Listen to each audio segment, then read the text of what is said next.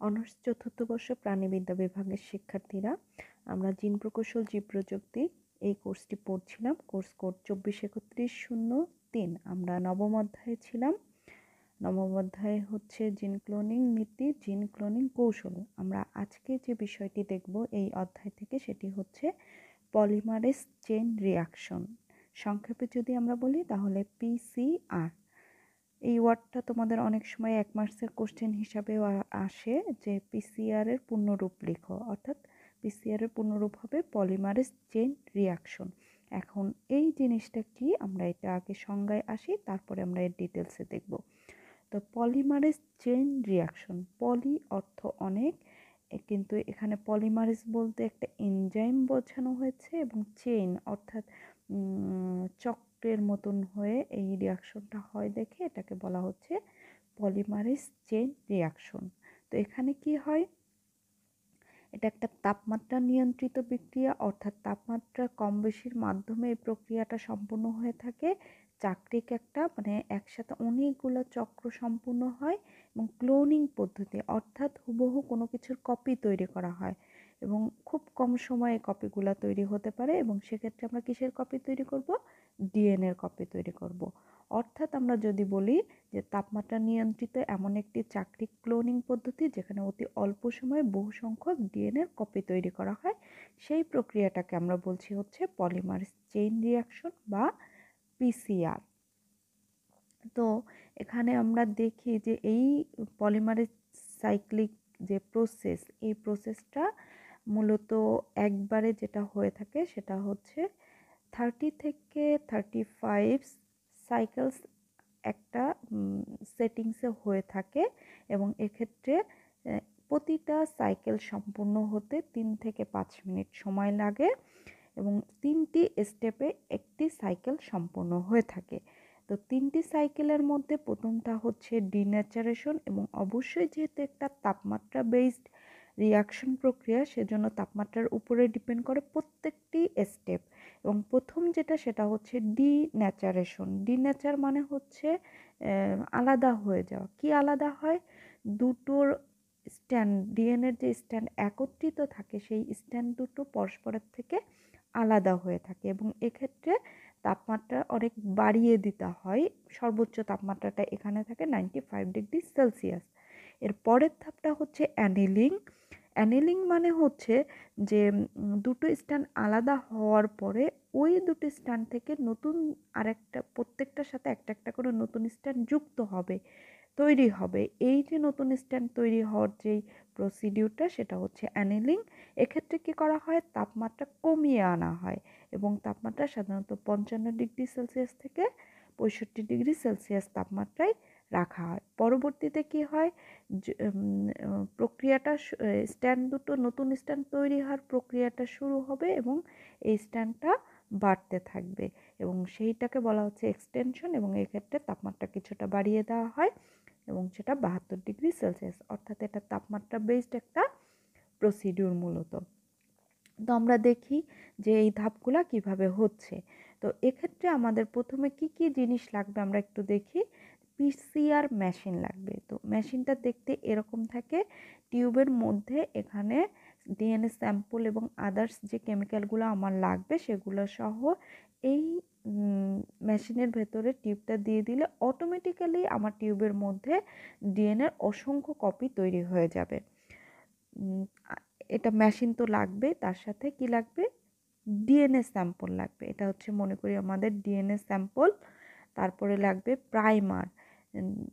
প্রাইমারটা সাধারণত আমরা জানি 4 থেকে 6 বেস পেয়ারের হয়, কিন্তু এক্ষেত্রে একটু লং হবে, 12 থেকে 24 নিউক্লিওটাইডস, এবং 2 ধরনের হতে হবে। দেখো এখানে 2 ধরনের আমরা দেখেছি, কারণ আমাদের যেটা উপরের স্ট্যান্ড যেটা 5 প্রাইম টু 3 প্রাইম, সেটার ক্ষেত্রে দেখা যাবে যে প্রাইমারটা ডান সাইডে যুক্ত হয়ে বাম দিকে আসবে, আর যেটা হচ্ছে নিচেরটা সেটা হচ্ছে বাম সাইডের থেকে ডান সাইডের দিকে আসবে। সেজন্য কি করতে হবে, যে দুটো অংশেরই সিকোয়েন্স জানতে হবে। লেফট সাইডের সিকোয়েন্সটাও জানা থাকে, রাইট সাইডের সিকোয়েন্সও জানা থাকে, এবং সেই অনুযায়ী 2 ধরনের প্রাইমার এখানে ব্যবহার করা হয়ে থাকে।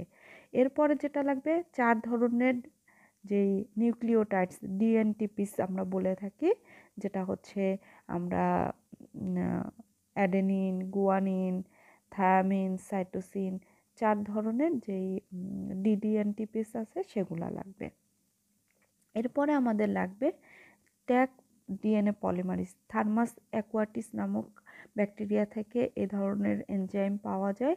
তো এক্ষেত্রে যেটা হয়, এটা তাপমাত্রা সহন, এই যে আমরা প্রক্রিয়াটা করি এক্ষেত্রে আমাদের তাপমাত্রার যে ওঠানামা হবে, এই তাপমাত্রায় যেন এই এনজাইম কাজ করতে পারে, সেজন্য এটা হচ্ছে ট্যাগ ডিএনএ পলিমারেজ, এই এনজাইমটা লাগবে। আর আমরা এখন দেখি প্রসিডিউর। তো প্রথমে আমাদের ডিএনএ দুটো স্ট্যান্ড, প্রথম স্ট্যান্ডটা হচ্ছে 5' টু 3' দিকে একটা, আর একটা হচ্ছে নিচেরটা 3' টু 5'।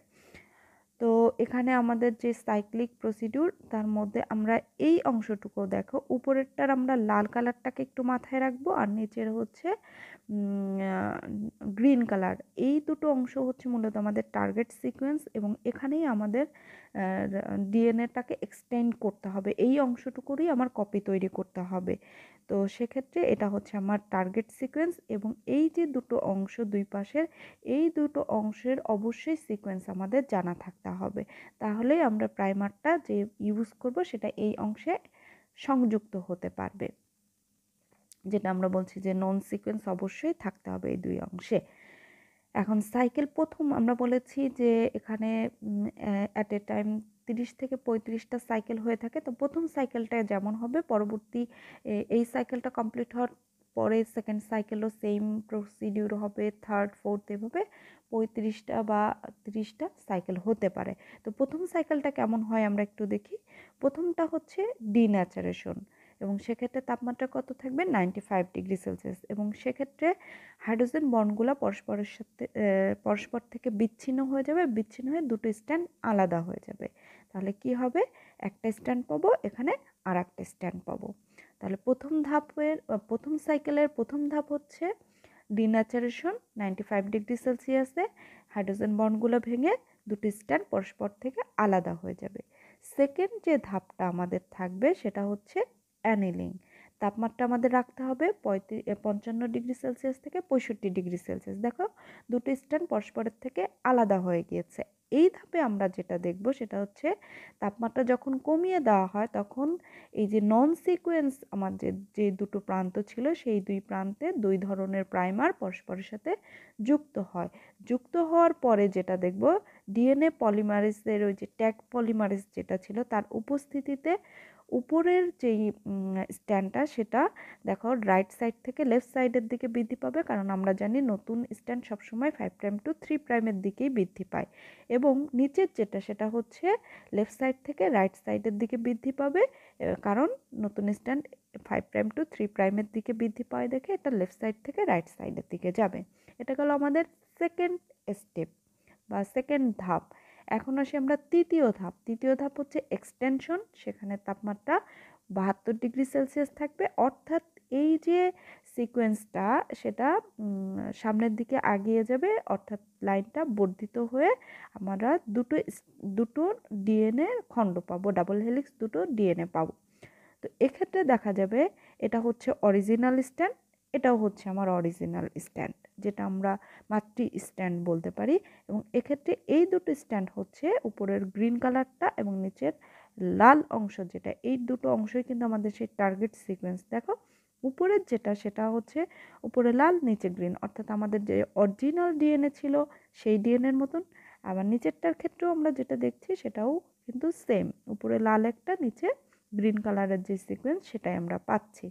অর্থাৎ একটা ডিএনএ খণ্ড থেকে আমরা দুটো ডিএনএ খণ্ড পাচ্ছি। তাহলে এটা গেল আমাদের প্রথম সাইকেল। এখানে আমরা 2 কপিস অফ টার্গেট ডিএনএ পাবো। তো এক্ষেত্রে আমরা যদি পুরো বিষয়টাকে একবারে দেখি, তাহলে দেখো প্রথম ধাপটা ছিল ডিন্যাচারেশন, 95°C, দুটি স্ট্যান্ড আলাদা হয়ে যাবে। এবং সেকেন্ড ধাপে ছিল হচ্ছে অ্যানিলিং। অ্যানিলিংয়ের ক্ষেত্রে আমার প্রাইমার দুটো পরস্পরের সাথে যুক্ত হয়ে বর্ধিত হবে, এবং সেটা হচ্ছে এক্সটেনশন ধাপ। এক্সটেনশন ধাপে 72°C তাপমাত্রা, এবং সেক্ষেত্রে আমরা দুইটা কপি পাবো ডিএনএর। মূলত এই পুরো অংশটাই হচ্ছে একটা সাইকেলে সম্পূর্ণ হয়ে থাকে। এখন আসি সাইকেল 2। সাইকেল 2 যখন হবে আমরা প্রথম সাইকেলে 2 কপিস ডিএনএ পেয়েছি, অর্থাৎ 2 কপিস, যে লেফট সাইডে একটা কপি ধরলাম, রাইট সাইডে আর একটা কপি ধরলাম। তাহলে এরা যখন এই 3টা ধাপ করবে, সম্পূর্ণ করবে, অর্থাৎ ডিন্যাচারেশন হবে, অ্যানিলিংও হবে, আবার এক্সটেনশনও হবে।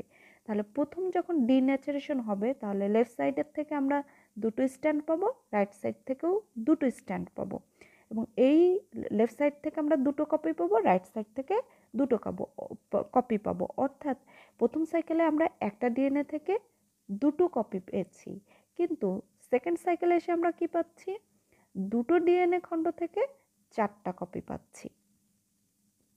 দেখো, এ একটা কপি, এ একটা কপি, এবং এক্ষেত্রে এখানে একটা পাবো, এখানে একটা পাবো, অর্থাৎ এটা কিন্তু চাকটিক হারে বৃদ্ধি পেতে থাকবে। তাহলে 4 কপিস অফ টার্গেট ডিএনএ এখানে আমরা পাচ্ছি।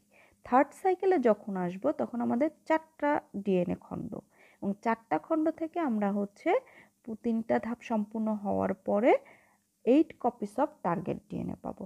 কারণ লেফট সাইড থেকে আমরা হচ্ছে 4টা পাবো, রাইট সাইড থেকে 4টা পাবো, টোটাল 8টা টার্গেট ডিএনএ পাবো। এই হচ্ছে সাইক্লিক যে ধাপটা সেইটা। তাহলে দেখো, যখন 1 ঘন্টা কমপ্লিট হবে তখন আমার 10টা সাইকেল হবে, এবং তখন আমরা 1004টি টার্গেট ডিএনএর কপি পাবো। আর যখন আমরা বলেছি যে পুরো প্রসিডিউরটা হতে 30 থেকে 35টা সাইকেল হয়ে থাকে, এবং 30টা সাইকেল হতে আমার 4 ঘন্টা সম্পূর্ণ হবে, এবং এই 4 ঘন্টায় দেখো আমরা কত অসংখ্য ডিএনএর কপি পেয়ে যাব। মূলত এটাই হচ্ছে পিসিআর প্রক্রিয়া, এবং এই প্রক্রিয়া আমরা খুব কম সময়ে মানে অনেক সংখ্যক ডিএনএর কপি তৈরি করতে পারবো। আশা করি তোমরা এটা বুঝতে পেরেছো এবং প্র্যাকটিস করবে। এই কোশ্চেনটা খুবই ইম্পর্টেন্ট একটা কোশ্চেন, তোমাদের 10 মার্কসের বা 4 মার্কসের কোশ্চেন হিসাবে আসে, সেই হিসাবে তোমরা প্রিপেয়ার করবে। এতক্ষণ সাথে থাকার জন্য সবাইকে ধন্যবাদ।